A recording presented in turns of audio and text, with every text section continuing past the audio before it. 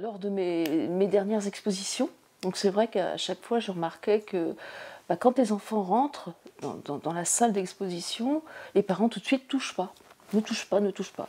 Moi je me suis dit c'est pas possible quoi. Donc là je me suis dit il faut que je consacre des tableaux à cette impression, cette sensation que cet enfant veut ressentir et qu'il ne peut pas concrétiser. Donc j'ai autorisé donc, les enfants à toucher mes tableaux. Donc ils sont heureux parce que pour la première fois de leur vie, ils peuvent enfin toucher un tableau et vraiment ressentir le relief, vous voyez, la matière voyez, de mes tableaux. Et ils apprécient beaucoup. Lors d'une de mes dernières expositions, il y a une personne non-voyante qui est entrée dans ma salle d'exposition. Et donc, mes tableaux, étant donné qu'ils étaient donc faits pour être touchés, donc cette personne, je l'ai décroché et je lui ai expliqué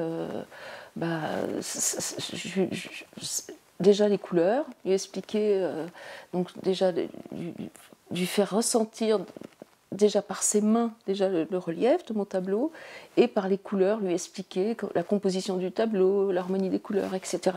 Et cette personne était musicienne en plus avant. Donc c'est vrai qu'elle était vraiment enchantée et ça y a fait un plaisir immense. Mon objectif, c'est déjà d'essayer de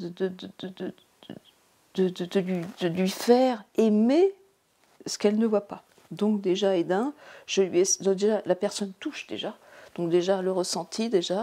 Donc là c'est un briéron. Donc déjà mais au fur et à mesure qu'elle touche, que ce soit le contour ou l'intérieur du personnage ou du chien éventuellement, vous voyez, donc de lui faire ressentir le personnage, vous voyez, comme s'il était vraiment, comme si elle le voyait, ainsi que la barque, enfin le chaland, hein, vous voyez, toute la nature qui l'entoure.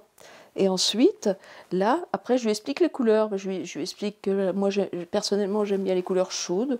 Donc là, donc il y a du jaune, quelque chose de lumineux, comme le soleil, quelque chose de chaud, vous voyez.